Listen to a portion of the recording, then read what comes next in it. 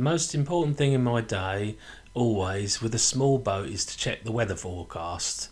Because as it's only a small boat, it can be very dangerous if it's rough. So you must always check the weather forecast and that you've got enough fuel for the day.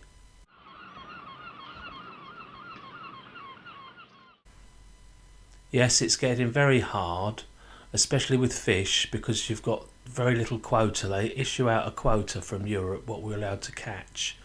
But it is a ridiculous amount. Say, for argument's sake, skate.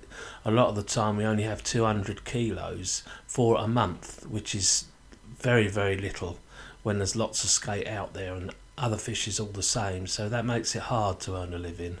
How do quotas affect you?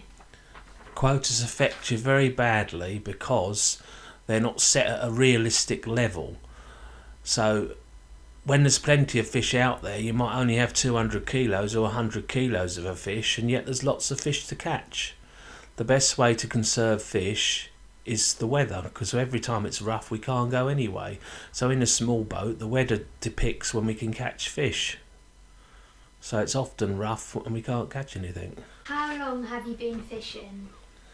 I've been fishing approximately 35 years, and when I started the boat didn't have a wheelhouse. Now it's got a wheelhouse.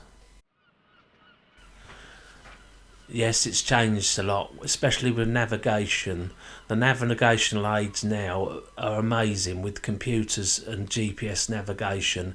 It's far more accurate, so instead of getting caught on wrecks with your trawl, it's easier to fish all the fishing grounds because it's all mapped with proper charts and very good navigation now, which you couldn't do in the past, but you can now.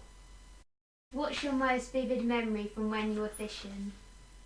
When I was fishing about 25 years ago, we had a bomb off of Margate, and it was a German one. It was a £1,500 electromagnetic parachute mine, and we had that off of Margate, so we had to go into Ramsgate to get the bomb disposal men, and they come out and checked it.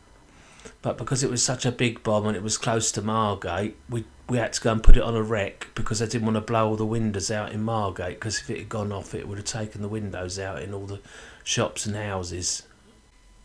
What is the largest fish you have caught? I think it's a conger eel, about £100 that was in weight, about £100. But I've also had a big turbot, and that was about £40.